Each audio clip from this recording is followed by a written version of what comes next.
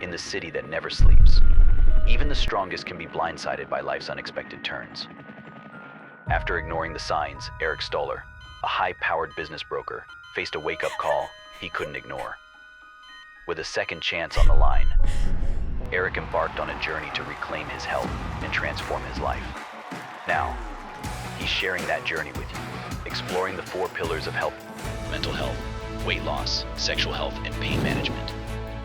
From the latest medical breakthroughs to age-old holistic practices, we'll take you behind the scenes, into the conversations that matter most. Join Eric as he uncovers the secrets to living a healthier, fuller life and learn how you can too.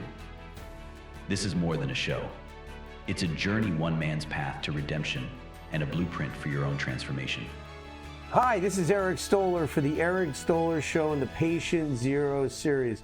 I'm here today with Hello, this is Eric Stoller for the Eric Stoller Show and the Patient Zero series. I'm so excited today for our episode that we have 2 amazing guests, an amazing power couple, Anthony Lolli and Tereza Lolli. I want to thank you guys for being on the show, and I'm excited because there's a lot of ground to cover, but I want to tell you who they are before we get started. First, Anthony Lolli is a self-made millionaire, real estate mogul, award-winning entrepreneur, family man, fitness icon, best-selling author, and award-winning documentarian. And he's recognized as a public figure with over 1.5 million followers at Anthony Lolli.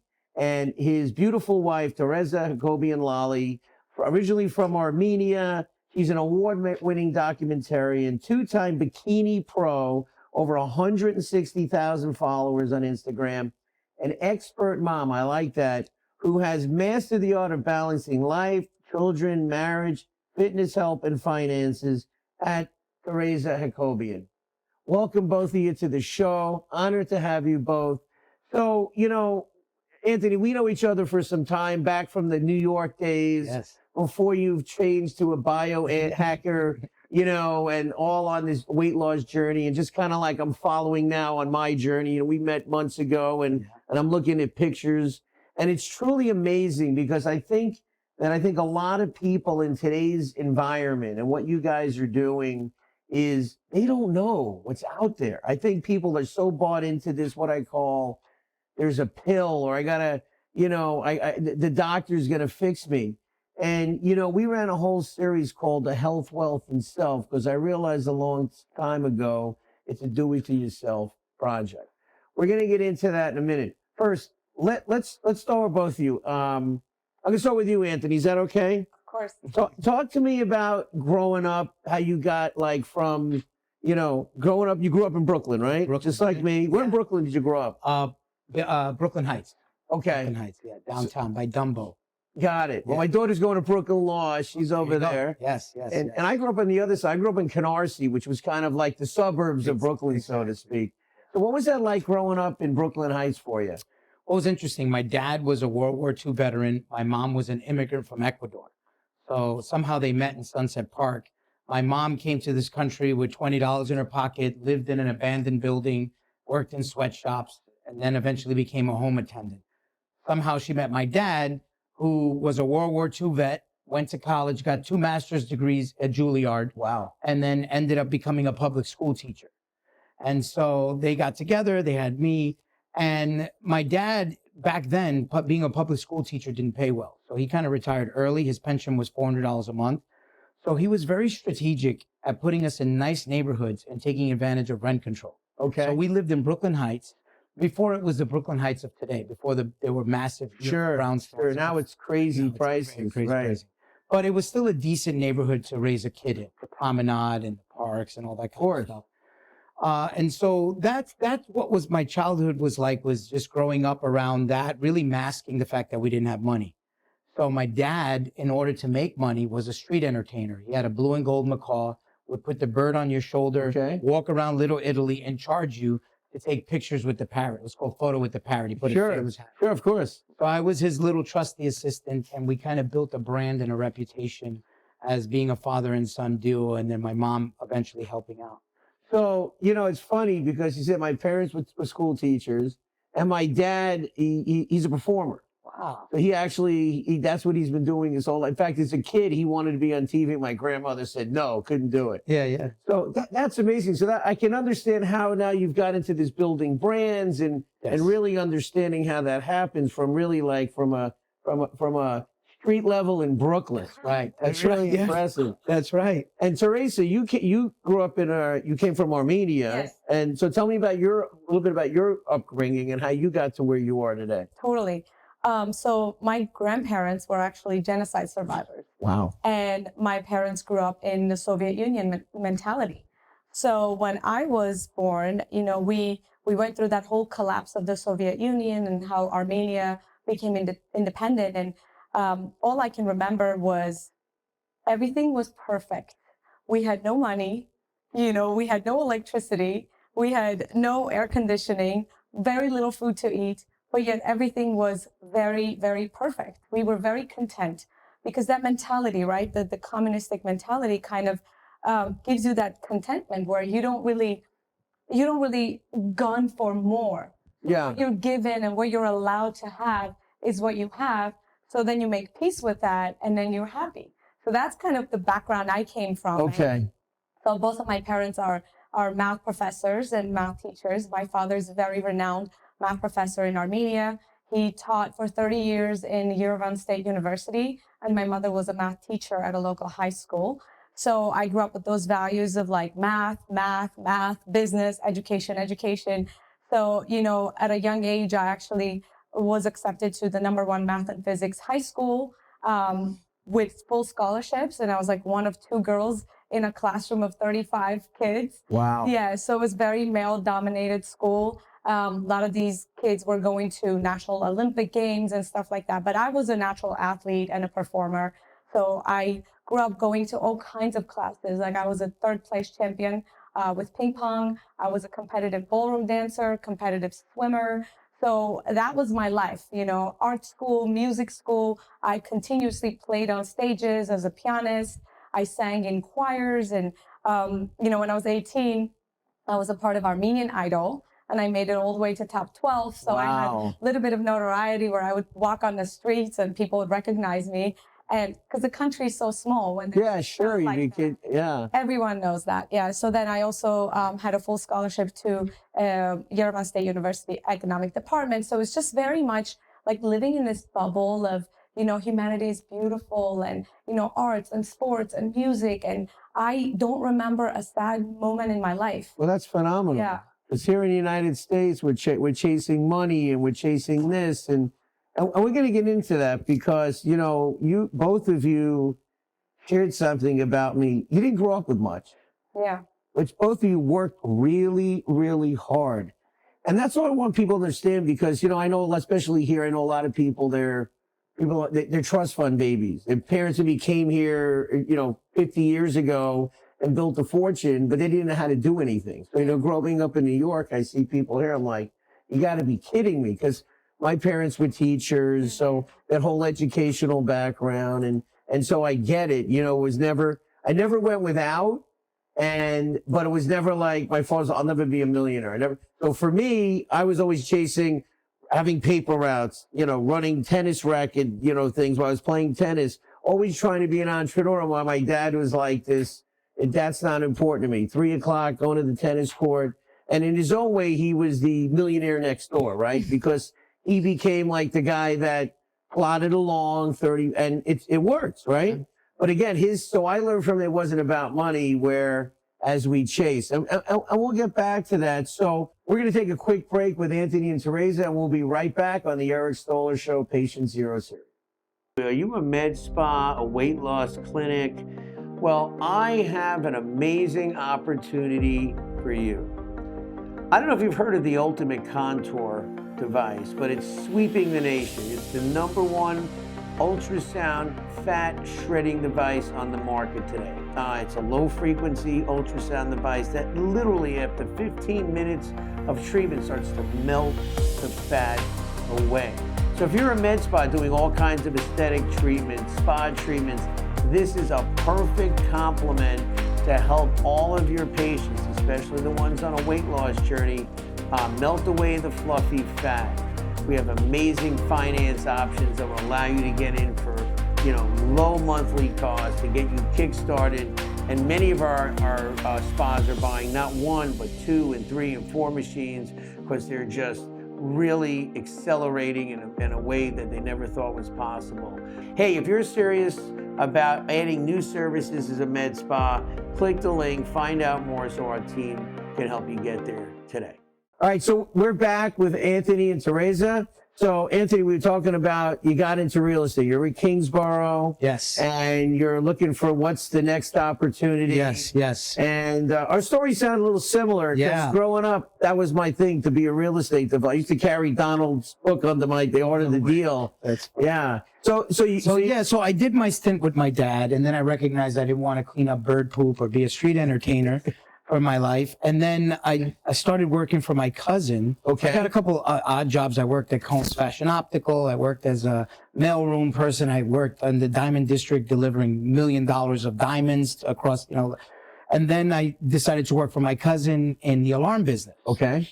And that was very interesting because I was doing alarms for Bruce Springsteen, for Connie Chung, and for Maury Povey, Connie Chung, yeah, sure. Bon Jovi. So I was in their homes and big homes in their farms, homes that are $20-40 million. Wow. And I saw them and I saw what they were doing with their wealth that they created through music, and they were in the real estate business. They owned massive portfolios of real estate. Sure. My cousin was doing not only their home security systems, but also their apartment buildings and complexes. So I got a kind of a feel for what it was like to look at their real estate and what it was like to see how they lived as a direct result of the cash flow. God, amazing. So then, I was an irresponsible teenager. I was always late at work, and I told my cousin, I said, "You're my cousin. I don't even want to cash these checks because I'm just not a good employee. I just can't."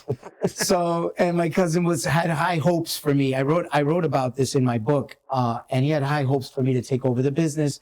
It just wasn't in my heart. Right. So I decided to go to college and just, study business administration. And so when I was in college, a childhood friend of mine whose dad was a stay-at-home dad, all my life, I knew him as a stay-at-home dad. Basically, he was a lazy guy, didn't work. My friend was my age, about 18 years old, and his dad got his real estate license. And his dad, who I knew was not working, the wife always supported him, started making tons of money doing real estate. And I said, man, if he can do it, I can do it. So that was really what kind of triggered me into looking and exploring at maybe fast tracking the educational process. Sure. So I took a real estate class. Okay. And I recognized that instead of waiting 4 or 5 years to graduate from college to start a profession, I could do it in a week. Right. It's pretty amazing. Yeah. Wow. People don't realize how lucrative that is to be in real estate. That's right. So then I decided to take a real estate course, and that was challenging because I didn't like authority. So while I was in the classroom, the instructor was saying a lot of positive things. You can be an architect, or you can be a broker, or you can be a developer, you can make millions. So I raised my hand and I said, sir, if that's the case, then why didn't you do that route? And he said, I'm going to talk to you after class. I said, well, I'll be waiting. So after class came, and he had me bring out a sheet of paper, and he said, how many people were in this classroom? And I counted. It was like 65 people. And he said, how much did you pay? I paid $200.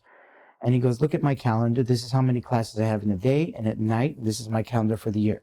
I make $1.5 million teaching real estate classes to people just like you. So this is how I make money in real estate. After that, I said, sir, thank you. No problem. And the dream was crafted. I said, I'm going to build my own real estate brokerage. I'm going to recruit a lot of friends and family. And then eventually I'm going to start my own real estate school. And I did exactly that. Yeah, and it's an amazing story because I remember when we would have the Brian Tracy events. Yes. And you invite me out, and we'd come out to all the offices, and we motivate them. We'd have huge crowds. Yes. And what I loved about that was, you had all these big brokerage firms, and you really gave the average person that didn't have they couldn't walk into a Sotheby's. They couldn't walk into a high-end firm because I think intimidation skills, and they're kind of they kind of a little bit snooty. I think, you and I can walk in there, walk the walk, walk the talk. But some people, they don't have those skills. They're out of high school. Maybe they barely made it out of high school. I know some of your guys, but you took them and they learn about success. Yes. And the real estate business, see, what I love about it, it doesn't discriminate. Yeah. If you follow the rules, what happens? Yeah. You get results. Well, I had a chip on my shoulder, and I'll tell you why. Okay. Because I grew up in Brooklyn Heights, remember, as I mentioned there, and then we moved into another neighborhood. So when I wanted to get involved in real estate, I went to my friend's father's brokerage, which his name was William Ross at the time. It was a very nice brokerage, high-end, upscale. He took me for a tour, and he showed me I own this building, I own that building. Here I am thinking I'm doing a driving interview. He's going to hire me. I'm going to work for him. And he says, I can't hire you, kid, because you're too young and you're inexperienced. So we only hire experienced people. And at the time, I was one of the youngest licensed real estate agents in Brooklyn. Wow. So, and he said, you have to be older. And then I said, I took it on the chin. I said, no problem. So I went door to door to the other brokerages. You mentioned Sotheby's, Coldwell Banker, all the highbrow places. They all said no. Then I found a second floor brokerage, Dusty Brokerage, and it was called McCurdy Real Estate by a guy named McCurdy. And it was an empty office. And I go upstairs and I said, sir, I'd like to park my license here. He says, kid, I'm not hiring anybody. I'm in the middle of a few lawsuits. I'm not interested. I said, well, I'll teach myself. I just want to get my foot in the door. He says, well, it's 50-50. I said, yeah, that's the average commission split. He said, no, you pay 50% of the rent, 50% of the bills, 50% of everything. Wow. I took the deal. I took the deal. Now, I had a secret weapon. My secret weapon, when I was trying to get these listings, like you mentioned, if you're a great salesperson, it's all about branding and marketing. So when I would knock on the brownstones at the time, $1 million or $2-3 million brownstones to get the exclusive listing as a young kid, it was very difficult to get the door open. Yeah, but my opening line was, you remember the Birdman that would walk around the streets here? I'm the Birdman's son. You're the Birdman's son? Oh my God, I remember you. I was the chubby little kid. So right away, it was instant, where someone else, they would have said. So I started getting exclusive listings all around Brooklyn Heights. And all that time, I was my dad's trusty assistant wiping up the bird crap off of his back. Paid off. And that would pay it off for you. And then everyone that turned me down was now trying to give me a 90-10 split, paying for my car, paying for my secretaries. And then eventually I decided to open up my own brokerage. Right. So we're going to hold that there. And we'll talk about that because that's a whole other chapter of story. Yeah. Because you know, some of the things you did are really phenomenal. Tereza, all right, you're this underachiever over here, right? You know, competitions, top flight math person. Now, you were living in Armenia when this was going on. So when did you actually come here to the U.S.?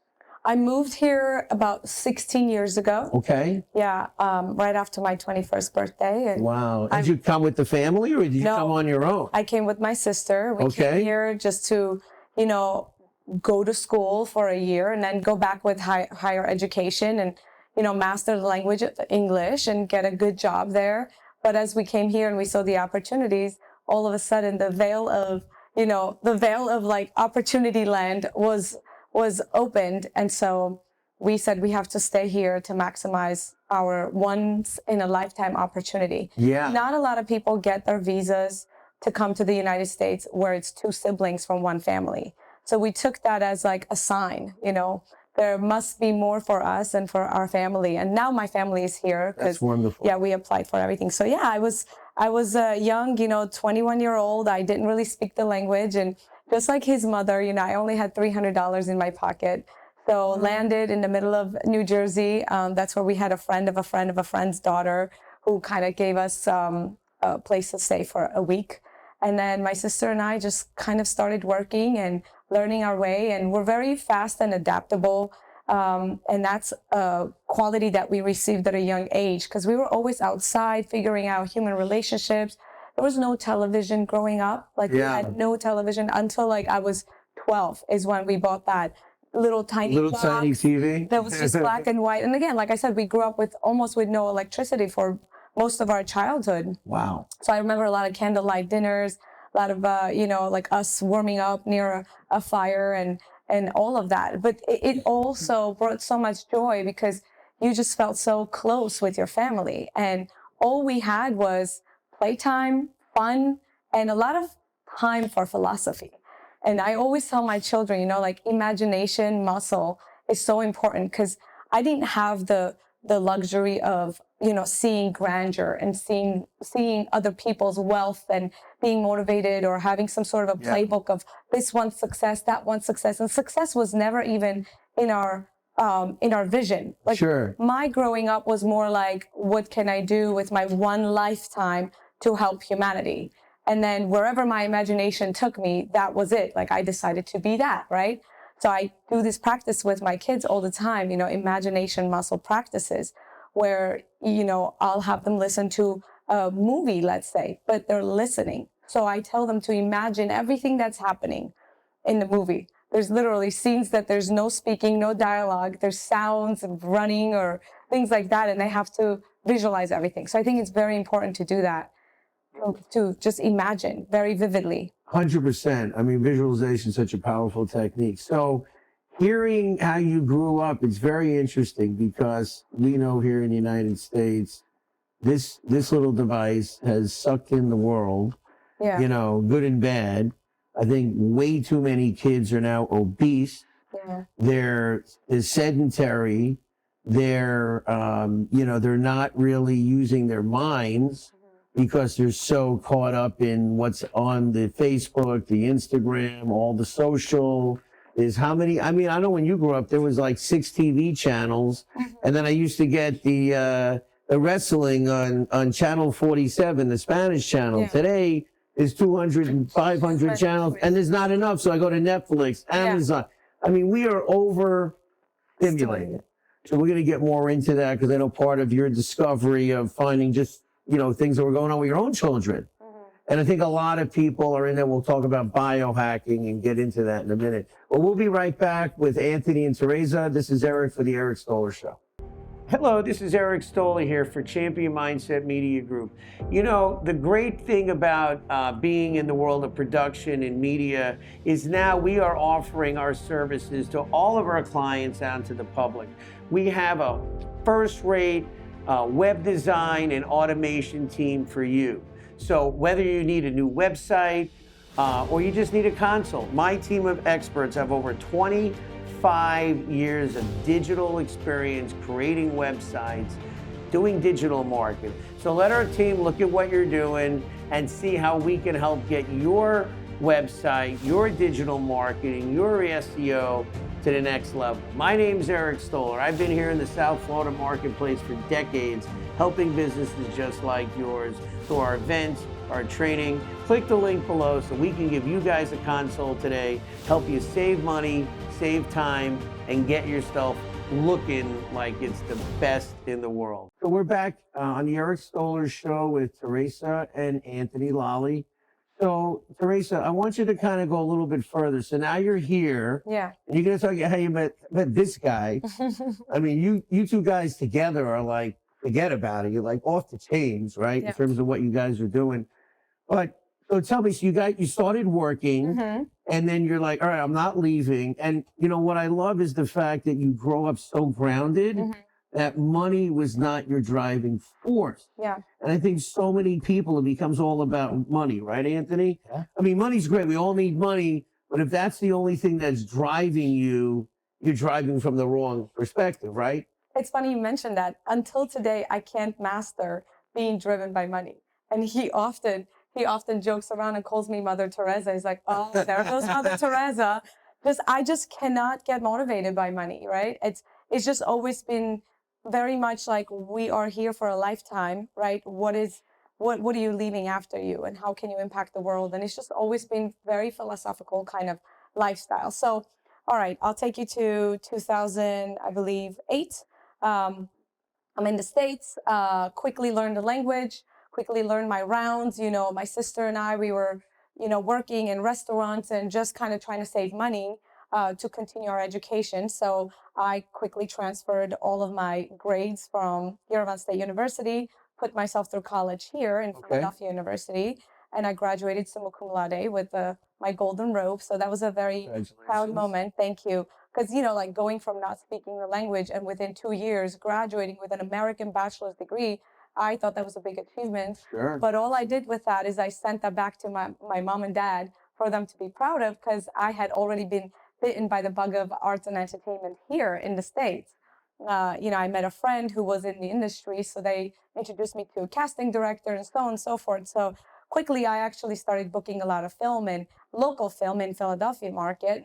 And I was even in a film with Corey Feldman on Netflix called 6 Degrees of Hell. My character died pretty fast in the movie. So, and I fell in love with the arts. And so obviously, organically, I moved to New York to pursue even a bigger career where I put myself through an acting conservatory, the Barrow Group Conservatory. And as I was going through my education in the arts, I said, you know what, I want to just multitask. So let me put together an album, because I'm also a singer.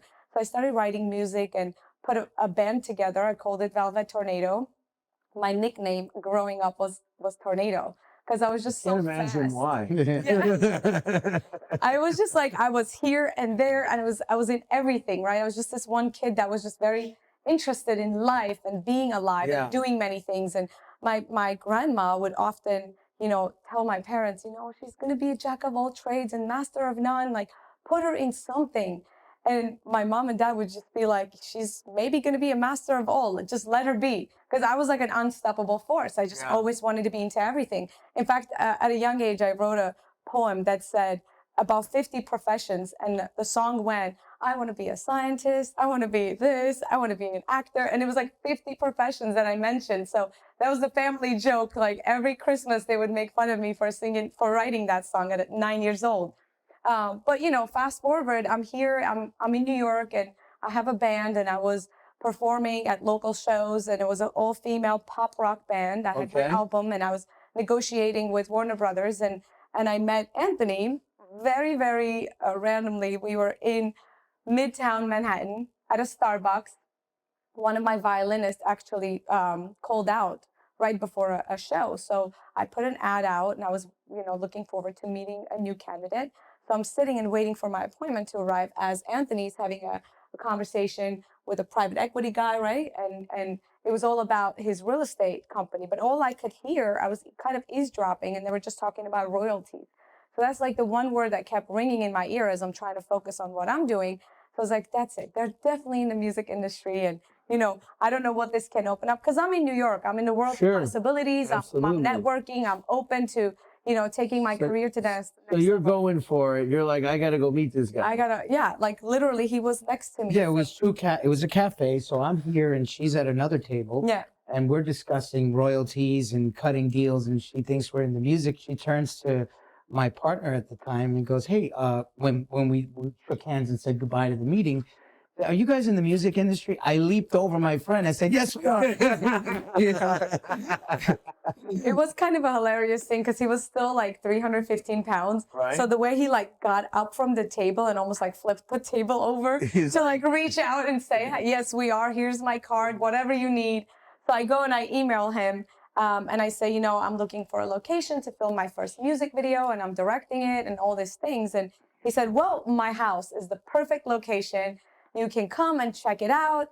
So I'm like, okay, well, maybe this guy's just like a creep. Like, I don't know. So anyway, I tell my friends, I'm like, okay, I'm going to this address. It's called the Lolli Mansion. If you Google it, it shows up. If I don't call you in 30 minutes, look for me. So I go and I ring the bell. His mother, Gladys Lolli, shows up at the door. He's not even home. So that right away kind of put him on another level of being a friend who I actually gained immediate respect for. Because in the middle of New York, I'm a lonely girl. Like, I don't trust anybody, right? Sure, absolutely. But that act was, Now, did you do that on purpose? No, what happened was a year before I had formed Lolli Brands Entertainment LLC. Okay. Because my home was already being used in music videos. Yeah, I remember. My car. Sure. And then I was an executive producer, which is the fancy word for saying the guy who puts up the money. Right. For a lot of projects, a lot of independent films, a lot of music videos. So I had a lot of these relationships that I was crossing over. We were leasing them apartments. We were selling them homes. So all these celebs we were working with anyway. Right. So I said, one day if I have kids, or somehow, let me just form this LLC, because that'll be the anchor to build on again. So I was in the entertainment industry, just not really in the music industry, but I had a lot of music industry relationships. Got it. And so, I invited, and the home was really truly used a lot for music videos. So it was par for the course for me to say, sure, just come by. I wasn't there. It wasn't by design, but I also didn't have any type of negative intention. So I said, let her go there. And I also wanted her to feel comfortable. So possibly it was by design, me not being. So you meet his mother, right? So right away he goes from being creepy guy to Yeah. like, oh, his mom answers the door. Like, oh my gosh, All this right. is United States of America, and the mom lives with him. This is beautiful, and this beautiful house. He's willing to give it to me for my music video. This is incredible. Sure. Immediate respect, and you know, I toured the house, and I'm like, this is a perfect location. Let's lock in a date. I talked to my you know, cinematographer, and we're full go, right? Okay. A few weeks later, as we just start talking back and forth and just kind of becoming friends, right? He invited me to another get together. He said, you know, you should come here and, you know, meet a lot of my friends. You never know. I know you're looking for, you know, enhancing your career. So just come on over. So I had a few of those invites from him, and I really kind of got to see him in his circle, and really got to meet his friends and some of his employees and partners. And it just became like very friendly, and Yeah. it was beautiful. So then he sends me an email a few weeks into like us knowing each other. He's like, look, I really like you as a person. I think you're a go-getter. You remind me of me when I was like 18, like the same passion and the same drive. I just want to warn you about something. Can I send you an email? I said, sure. He sends me an email with about 500 links. Some links are like an hour long videos. Some links are huge long articles. And it was all about the intricacies of the music industry and the light side and the dark side and like everything that can unfold in that industry. And we all kind of know, you know, that for me at that specific time, going after a career where I didn't really have a backing, I didn't really have my mom and dad in the industry, right, helping out and kind of like being there to support, I could encounter some dangers. So it was funny because I would research every single link and video and article, and I would write essays on every, you know, every link. And I was just like, this is what I learned from it. You know, thank you so much for sharing. This was really interesting. This stood out to me. I never knew about this. And so immediately through kind of like this education process, we became even more intertwined. We would have follow-up meetings. And so And many documentaries I sent her too. yeah. And we, you know, we started just liking each other as human beings, because I saw how serious he takes himself and his life and his family, and he saw the same in me. And I found him to be a rare person. He found me to be a rare person, and so it was immediate bond. And then, you know, we got together. We're going to be right back with Anthony and Tereza. We're going to talk about Lolli Brands and all the amazing stuff they're doing, the documentaries, and from there. This is Eric Stoller for the Eric Stoller Show. Are you a med spa, a weight loss clinic? Well, I have an amazing opportunity for you. I don't know if you've heard of the Ultimate Contour device, but it's sweeping the nation. It's the #1 ultrasound fat shredding device on the market today. It's a low frequency ultrasound device that literally after 15 minutes of treatment starts to melt the fat away. So if you're a med spa doing all kinds of aesthetic treatments, spa treatments, this is a perfect complement to help all of your patients, especially the ones on a weight loss journey, melt away the fluffy fat. We have amazing finance options that will allow you to get in for, you know, low monthly costs to get you kick-started. And many of our spas are buying not 1, but 2 and 3 and 4 machines because they're just really accelerating in a way that they never thought was possible. Hey, if you're serious about adding new services as a med spa, click the link, find out more so our team can help you get there today. All right, so the both of you meet, you start liking each other, and then you obviously developed into a relationship as a couple. Yes. And so, like, was it you're pursuing your music career? He's obviously got his real estate empire that he's continuing to build. And so, you know, I don't know where the point is where you guys, and he got his started on this weight loss journey. Our love was so magnetic that we both just wanted to be with each other, you know, all day, every day. So he kind of, like you almost stopped working. You almost retired. I accelerated the positioning of the businesses and put it in a position to retire. Wow. So I positioned Yeah. the company, was like, this love thing is the journey I think I should This really love thing. explore next, because, I was an older guy and ready to settle down, and I was tired of being the bachelor, Right, right. And so I finally met somebody that I felt that was perfect, right? And was perfect. And so I said, I think I'm going to just really, double down and really go into this relationship thing. And there was a lot of synergy. So it was almost like I put the brakes on the business and really just singlehood. And she put the brakes on the music career. Yeah. So it was really like a simultaneous meeting of the minds. Wow. So No, it was very cosmic, our love, and it still is. And it's like, this is why we create magic together. When we get together, when we are together, honestly, like the noise stops, like everything that doesn't really matter stops, and we're just this force that's going for something that matters to the both of us.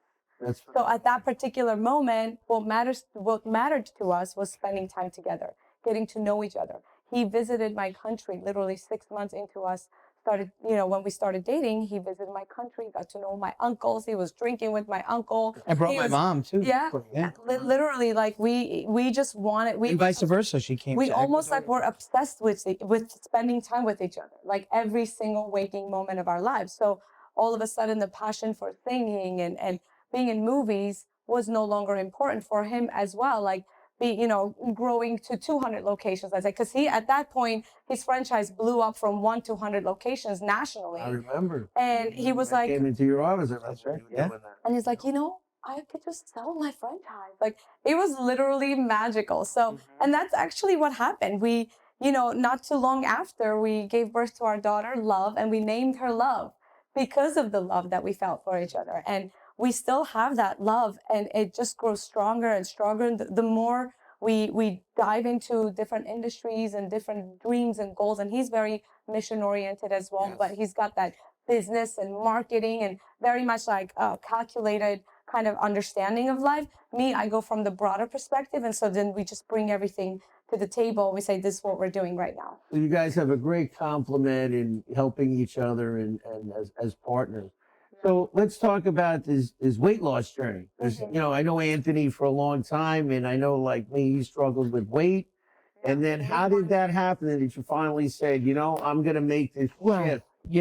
Part of her underwriting process in the courtship was like, is this man healthy enough to have healthy babies, and is he going to be alive? Hold on, I just want to stop this. You got to listen to how these people talk, right? So if you're watching this, the underwriting process, they're serious In a about- relationship. in a relationship. These people, I want you to understand this, because some of you are like, I got problems in my marriage. They're talking underwriting. Okay?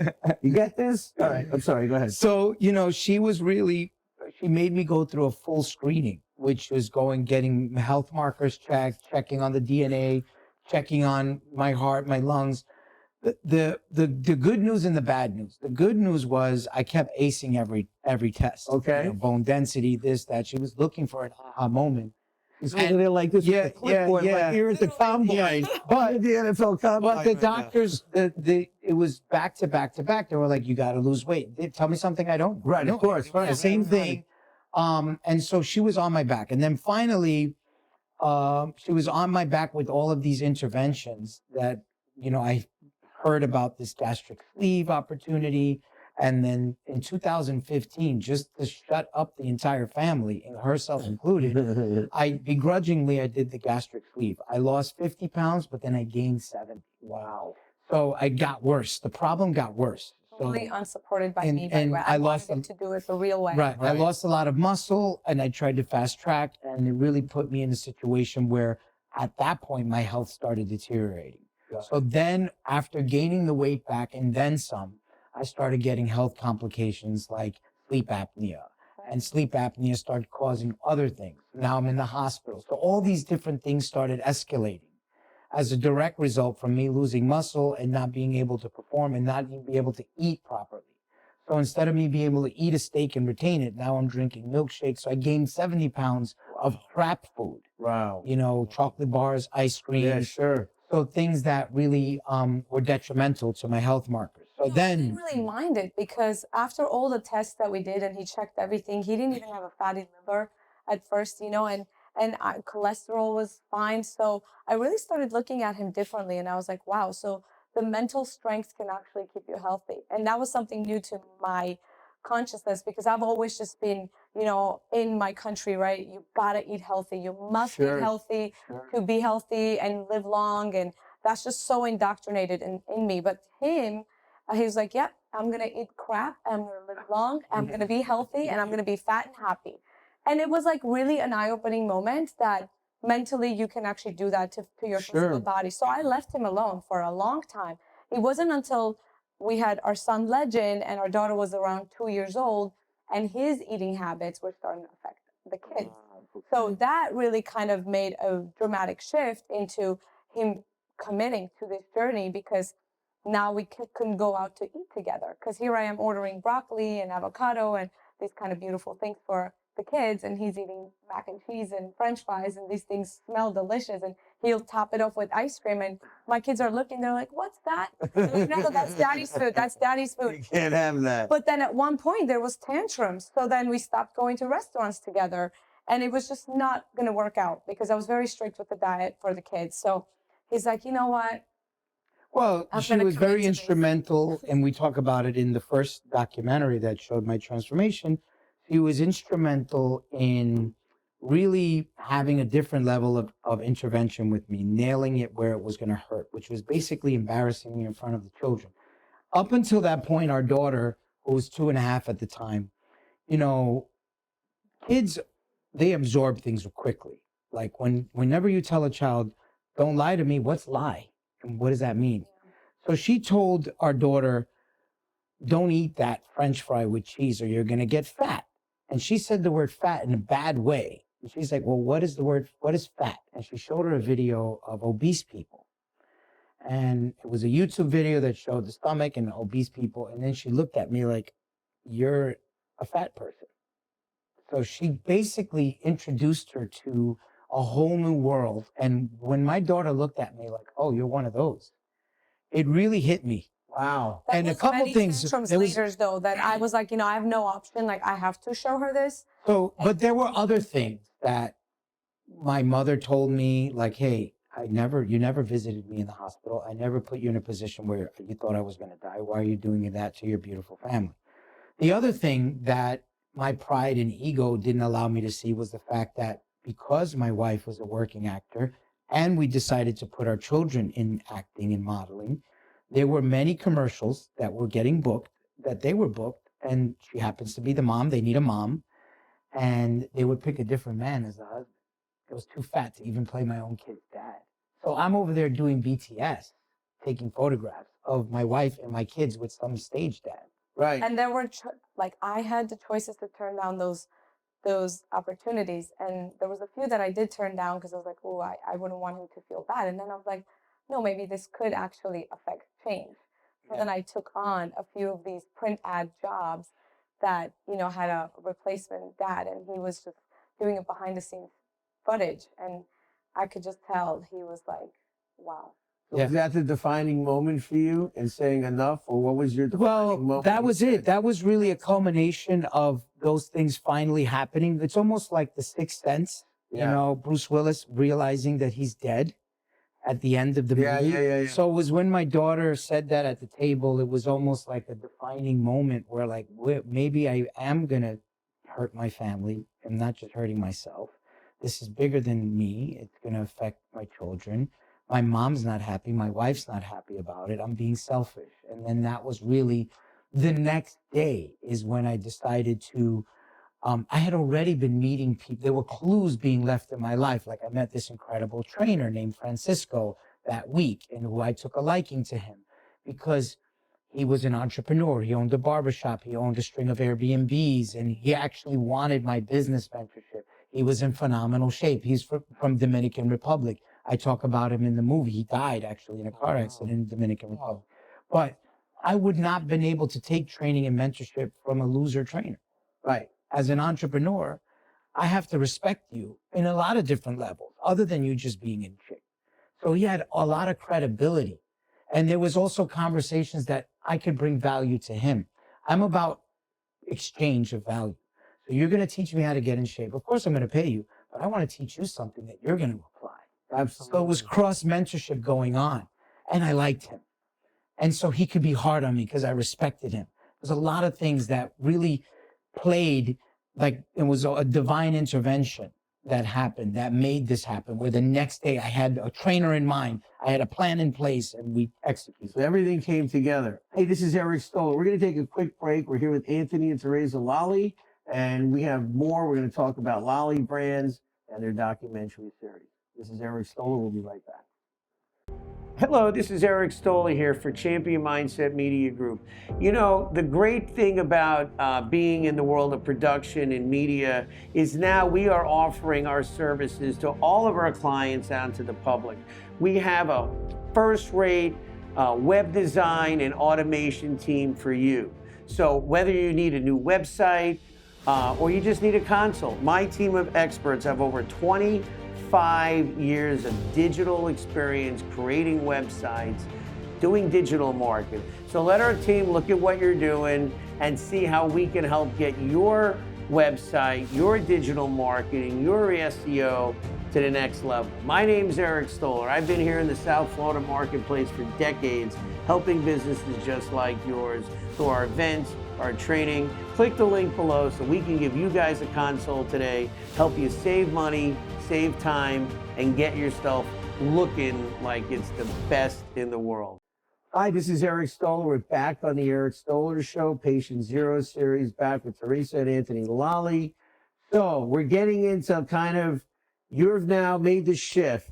Teresa's kind of like, unfortunately, shamed you with your own children. Yeah. Like to go to the umpth degree Sounds bad. to get this finished product now, Yeah. right? Yeah. Which I'm sure now all of that you don't care, right? Yeah. So let's talk about you get on this journey, and then what prompted you guys then to create this documentary, like going through this whole journey? What made you do that? Well, I think off camera, you and I talked about some of the important crutches you need as an obese person in order to ensure there's accountability. So for me, that crutch was filming it and holding myself accountable, making it a big business deal, because that's what I know I will finish. I'm a good starter and finisher when it comes to a business production Got of it. any kind. If it's a real estate project, if it's a business partnership, we will see it to the end.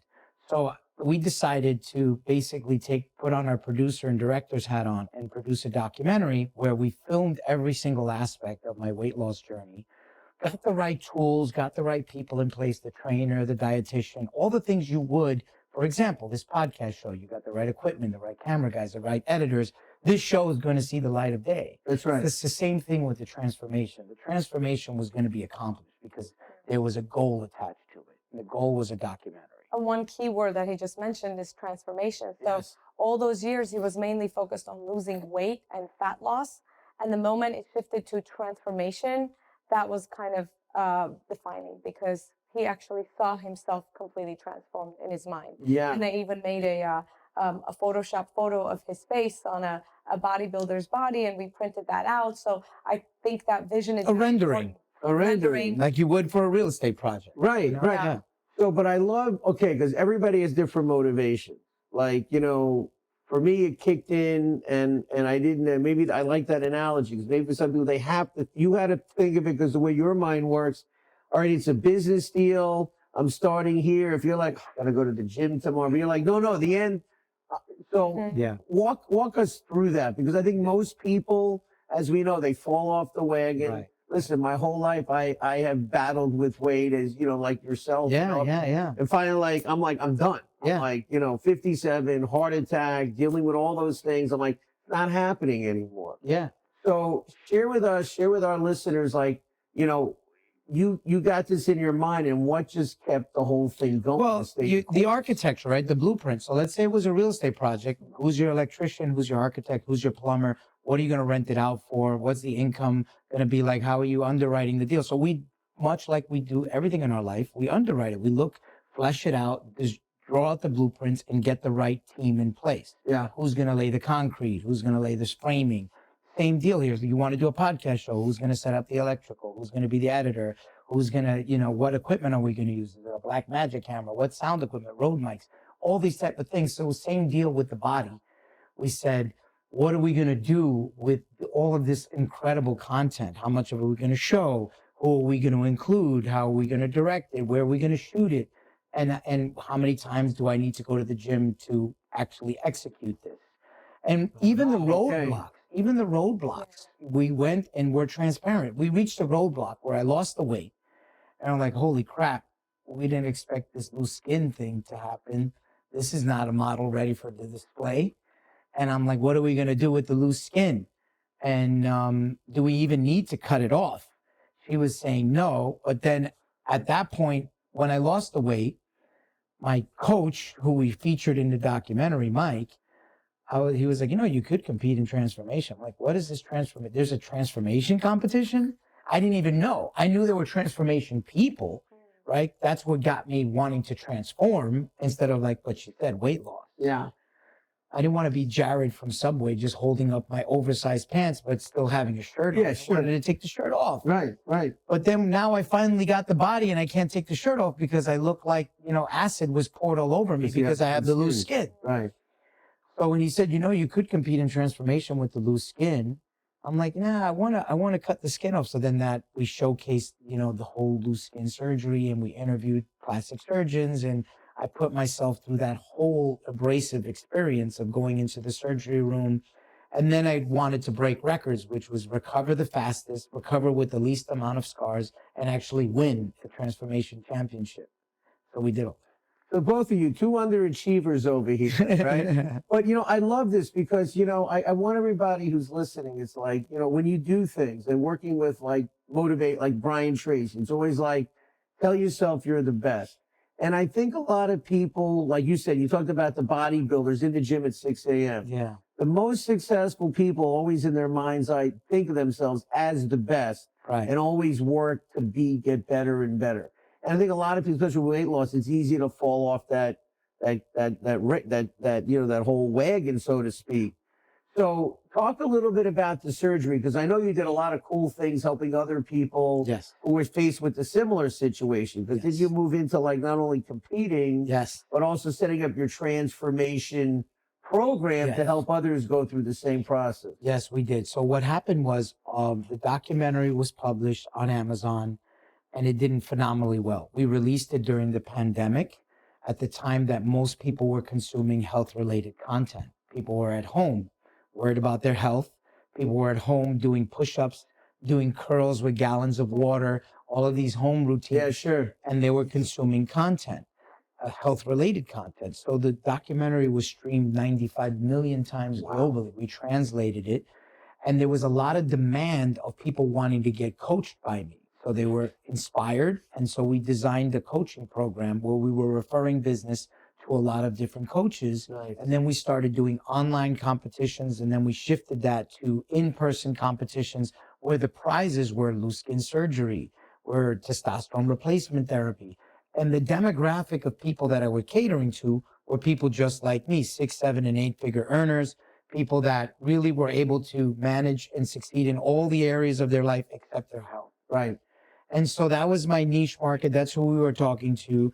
Tereza phenomenally was talking to moms and women that were also interested in navigating and maybe convincing their husbands to get in shape. Well, the support system, right? He talked about the architecture of the transformation, and whoever, who's doing the concrete, who's doing, the walls, and all of that matters. Like, who's doing your meal plan on every single day basis? That's not going to have a sick day. That's not going to complain and is going to be unconditional. Who's going to be raising the kids day in and day out without a sick day, right? So there would be days that he would be working out at 12 o'clock at night, in the morning, actually 12 a.m. And he'd be coming home at 2 a.m. because, sometimes he'd be so tired in the morning, he would sleep. Like, he lived in a whole different universe with that. It was almost like the army, right? So he had 3 workout sessions, and his life revolved around the workouts and the eating the right way. And there would be days that was extremely challenging. And if the meal is not ready for that meal, he may slip up. And one slip up can cause 2 slip ups. 2 slip ups can just take you to a different path. So having the team, anyone who's, going into a transformation journey, make sure you have your secure team who's exceptionally unconditional. And the support will be there. It didn't end there. When I had the surgery, I couldn't even wipe my own behind. So we or fall showcase. asleep, Yeah. or fall asleep. I found that extremely interesting that his subconscious mind was so traumatized that he needed me to spoon him like a baby for him to fall asleep, and he would wake up multiple times at night feeling Well, your body's cut in half. yeah. Wow. Yeah. So the trauma is real. And again, like we had his mom, we had my mom, we had me, and the kids were young. So who's taking care of the kids' needs? Who's taking care of his meal plan? Who's taking care of the household? Like everything needs to be perfect. So when you do the architecture the correct way and you say, it's going to take me 10 months, I'm going to do my part. Can you guys do this part? Then everyone kind of jumps onto their duties and finishes it as a job. Yes. Yeah. Absolutely. So support system, critical to have long-term success. I totally believe it. Yes. I want to take a quick break here, the Eric Stoller Show with Anthony and Tereza Lolli, and we'll be right back. We're going to talk about the Lolli brands, the family business, and where they are today. Are you a med spa, a weight loss clinic? Well, I have an amazing opportunity for you. I don't know if you've heard of the Ultimate Contour device, but it's sweeping the nation. It's the #1 ultrasound fat shredding device on the market today. It's a low frequency ultrasound device that literally after 15 minutes of treatment starts to melt the fat away. So if you're a med spa doing all kinds of aesthetic treatments, spa treatments, this is a perfect complement to help all of your patients, especially the ones on a weight loss journey, melt away the fluffy fat. We have amazing finance options that will allow you to get in for, low monthly costs to get you kick-started. And many of our spas are buying not 1, but 2 and 3 and 4 machines because they're just really accelerating in a way that they never thought was possible. Hey, if you're serious about adding new services as a med spa, click the link, find out more so our team can help you get there today. Hi, this is Eric Stoller back here on the Eric Stoller Show with Tereza and Anthony Lolli. So we're going to get and talk a little bit about the Lolli brands that you set up before you met this wonderful woman who's been like the center of your life and your kids. And look, being an entrepreneur and like I travel for a long time, but when you have a family, I try to explain this to people. When you have your kids and your family, all that other stuff, like you guys like, hey, we're going to the club, we're going here. It starts to lose its allure. It starts to lose its luster because you start realizing what's most important. Mm-hmm. And so let's talk about your business because you got these 2 wonderful children, Love and Legend. Yes. And I've met them both. They're like wise beyond their years. They're like little old souls. Yes. And I know you've raised them in a certain way, and now I understand because how you both of you are.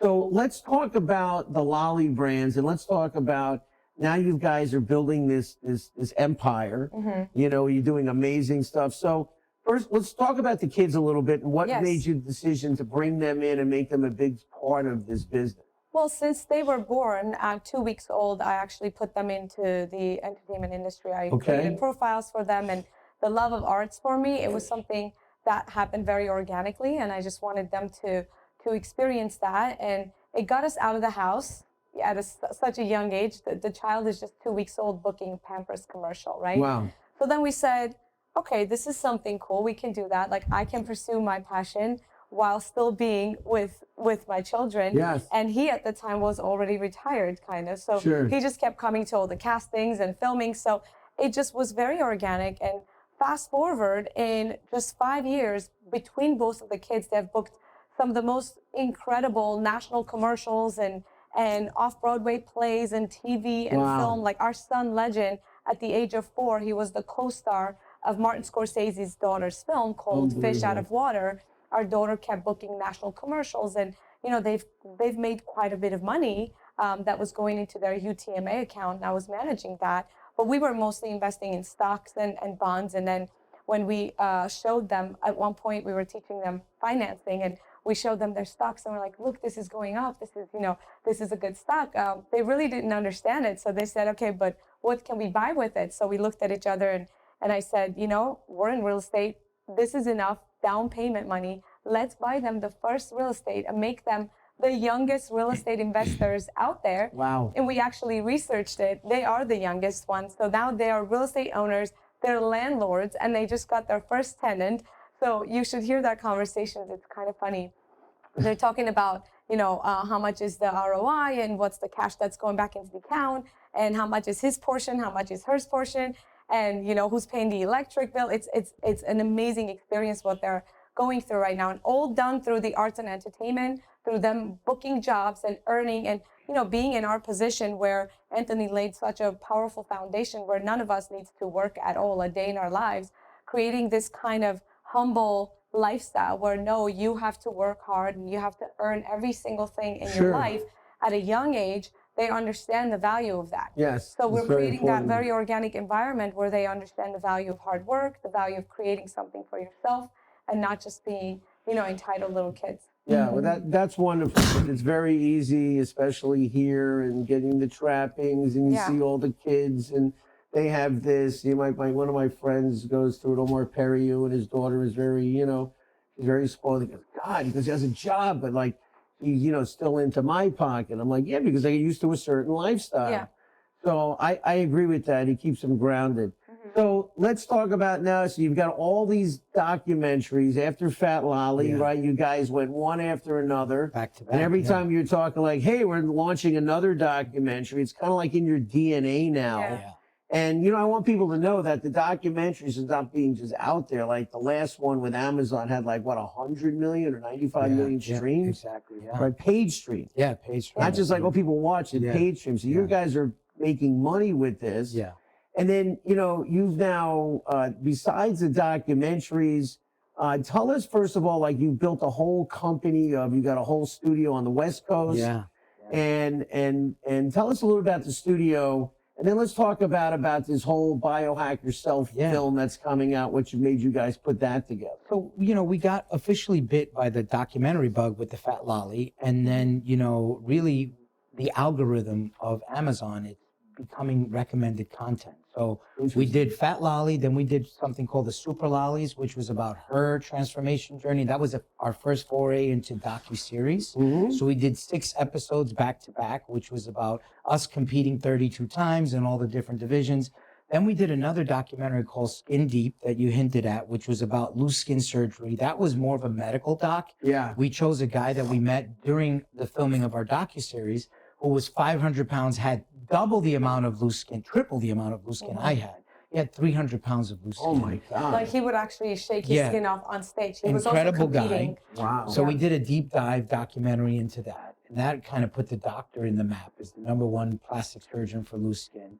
Then we did a commission documentary called The Guru, which was something a personal friend asked us to do.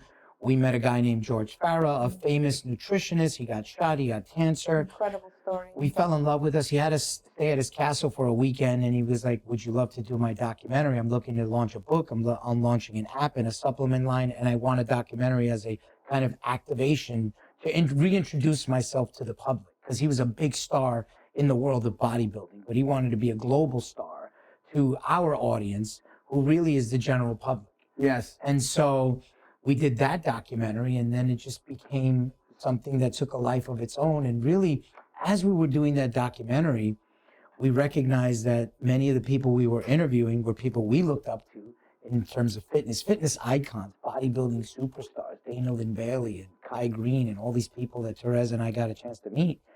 And at the time, we were going through some sort of a personal health crisis. Mm-hmm. Well, our son, when he was born 6 years ago, he had a little acid reflux. Okay. And, I was just told that he's fine and he'll be fine. Don't worry about it. He'll grow out of it.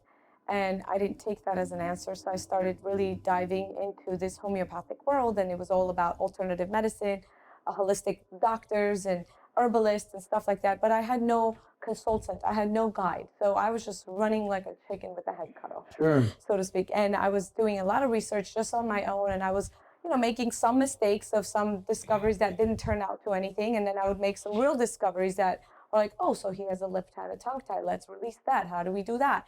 Oh, so there's a gene mutation. Okay, so what do we do that? And then we also have our daughter at the time, she had a lymph node that was enlarged on her neck. And again, the modern medicine, was all about biopsy, cut and dice and all those things. And I wasn't all about that. So it was weighing heavy on my mind as we were filming The Guru and traveling and doing that. I was very just all about what am I going to do to discover even more information on how to fix these issues holistically. And at the time also with him recovering after his surgery, Sure. after having the loose skin surgery, there's lymphatic drainage issues. And then me with my hormones after competing for 35 times and becoming a 2-time bikini pro, that took a toll on me because it was like an incredible journey, but it was all done within a short period of time Sure. of 6 months. So it definitely was tasking. So here we are, doing incredible documentaries, hit after hit after hit, winning all kinds of awards, but inside we weren't really feeling 100%. So we met this guy, Stephen Klein, and he said, oh, you guys should biohack. And we're like, what's biohacking? So that caught my interest right away, immediately, because I was already searching, right? So I just needed somebody who would be the answer to that world. And he said, well, this is an incredible world where you actually kind of get to hack your biology with these tools and the new technology and advance your longevity. I was like, all right. So introduce us. Who can you introduce us to? So he starts making group chats and introductions. And I looked at Anthony. I was like, I know we're about to embark on a journey that's going to transform our lives. We need to roll the cameras and do a documentary about this. So he's like, let's do it. And he had no idea about, any of this wellness talks. I kind of knew the tip of the iceberg, Sure. gut, inflammation. I knew these words, these catchphrases, red light, infrared, but I didn't know what's best, what's for what, right? Google can take you in many directions and really confuse you. So with the help of Stephen Klein, who was very, very connected in the industry, we put together a cast. And what started as a 1-part documentary on just understanding what biohacking is, it actually exploded into a 5-part documentary, which is now going to be the most influential health documentary that's ever been made. It will be streaming on Amazon Prime December 14th of this year, 2024. We've interviewed 111 of some of the top leading experts in the industry: Steve Gundry, Dr. Daniel Amen, Peter Diamandis, Dave Asprey, Jim Quick, to name a few, David Minkoff. And we also hand-selected founders of companies whose products really, really transform your lives. And so we brought them on board as tools and solutions for people's life challenges. Sure. So we're so excited to see what this documentary series is going to do. And it's for the humanity. first of its kind post-pandemic. The Voice pre-pandemic was like shaming the government or concerned or really just kind of outing. We do more positive documentaries where we talk about, here's the solutions, here's what we're doing, here's the companies that are game-changing, here's where people that actually want to live longer, this is what they're doing to live longer, and these are the people.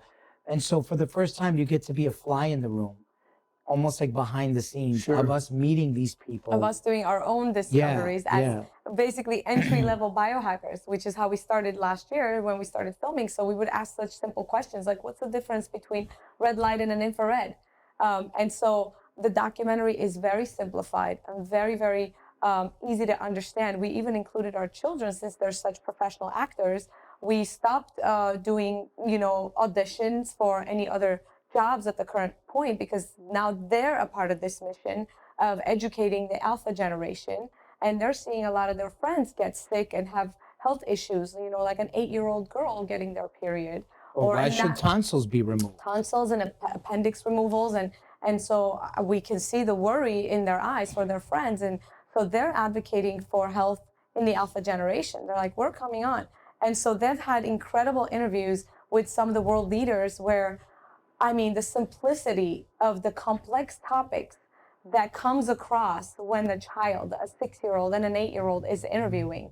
It's incredible to watch Dr. Danielle Amen go from this incredible mastermind of talking about the most complex topics of your brain to just really making it, understandable. Yes, and that's important because, a lot of people today, I talk about what's biohacking? They don't know. And I've had the opportunity the last 5 years to work in the space, work with the doctors, work with people like Boston BioLife, partner with a lot of different doctors. So I was not really on my journey, so to speak, but everything you're talking about, I got exposed and started using, like we used like Avicin as an example. We used it Yes. with my mother-in-law, Yeah. and she went from being, I would say, comatose, but walking, her memory.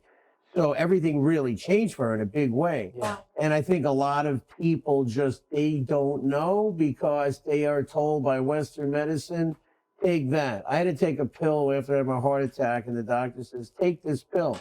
He goes, if you have headaches and stuff, let me know. He goes, there's no exact on it. So medication, there's no exact science on it, right? Yeah.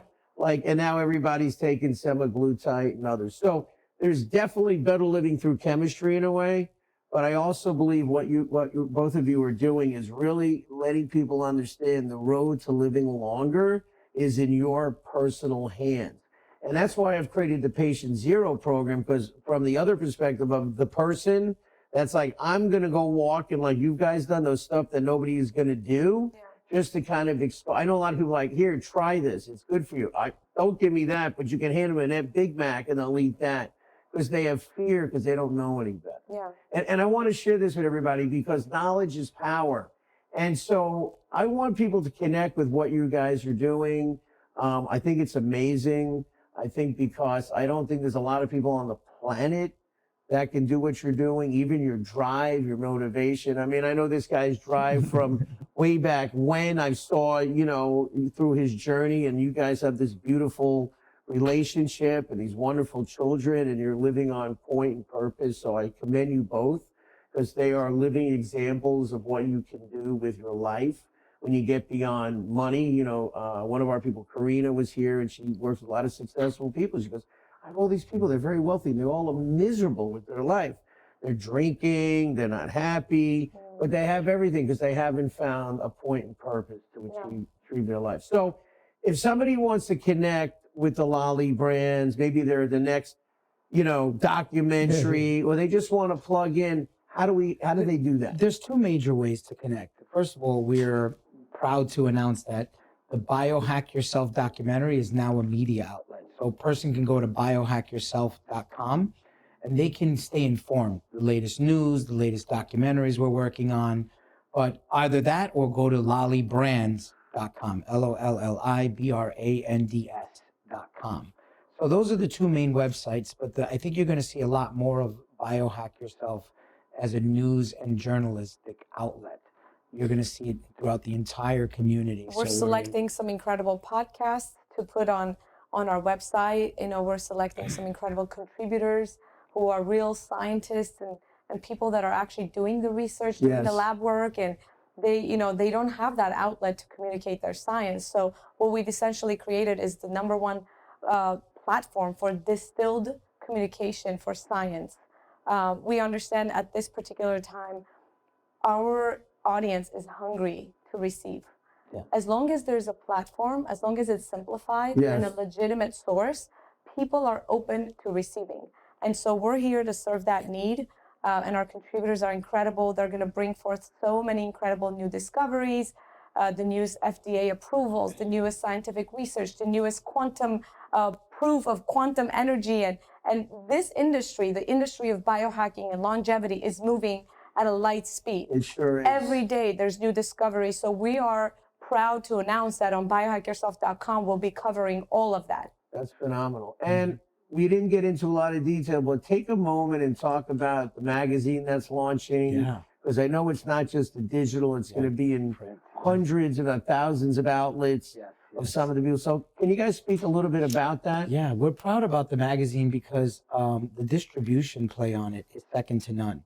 So we've built an entire network of relationships with all the thought leaders we've interviewed. And right now we're in pre-production for two other documentaries, a biological dentist one and a woman biohacking documentary. All things Bio-loving. Bio-loving, yeah. Women don't like to hack. It's called SHIELD, and it's an acronym for She Heal. So, and this one has a tremendous amount of star power and, really biohacking influencer power. So they're going to be contributors.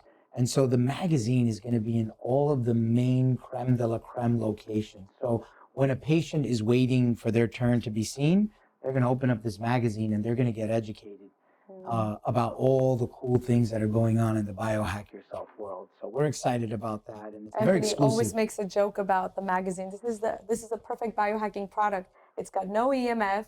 You don't need your blue blockers to read a magazine. Right, It's right, a legitimate biohacking product. And, you know, one thing we take pride in is that we don't just let any advertiser, like Cheetos cannot advertise in the magazine. I know I'm bringing a very dramatic example, but there's a lot of, you know, as the industry grows, there's also people with alternate, you know, intentions and Of course. just money-driven people that are in the industry, and we are not letting them into the magazine. It's peer reviewed. It's peer reviewed. We only Fantastic. allow, professionals who've been in the industry for a long time and know who's who, who's legit, who's not, to bring forth an advertiser into the magazine. So that's one thing we pride ourselves that anyone picking up that magazine will know these are vetted products and services and people that are talking to them. That's phenomenal. So, media company, magazines, documentaries, events, the journey is real. You know, because a lot of people set things up, this is real, and they've gone and they've done the work. So, before we close out, I want to give you the final word to encourage people to kind of, whether it's they're just opening the door, maybe they're trying to like lose weight, maybe they got a child or somebody with a health issue, they don't know where to turn.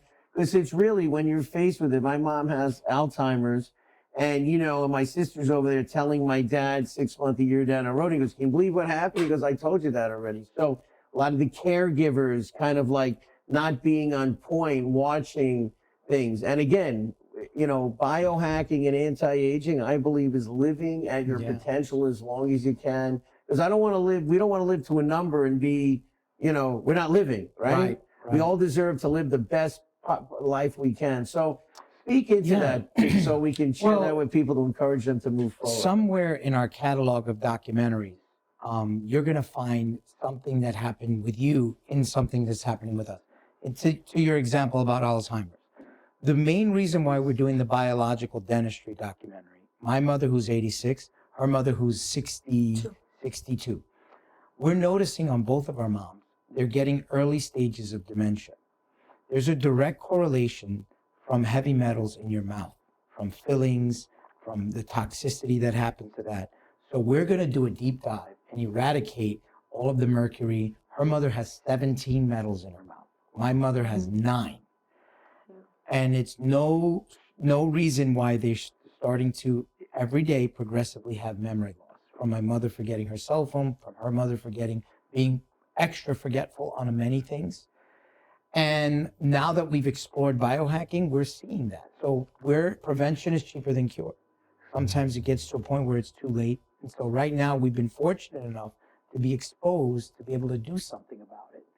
And it is an expensive undertaking and it requires a lot, but we're going to open up the cameras and we're going to film all of that. So to answer your question, somewhere, someone watching this, whether they have children, whether they've been obese, whether they're a mom, whether they have moms, there's something in our portfolio, in our catalog that's continues to grow that they'll find on biohackyourself.com. And they'll be able to find out the answers they're looking for. Teresa, last word before we close out? Yeah, my one takeaway from life has always been choose happiness, choose goodness, and choose gratitude. It's all a choice.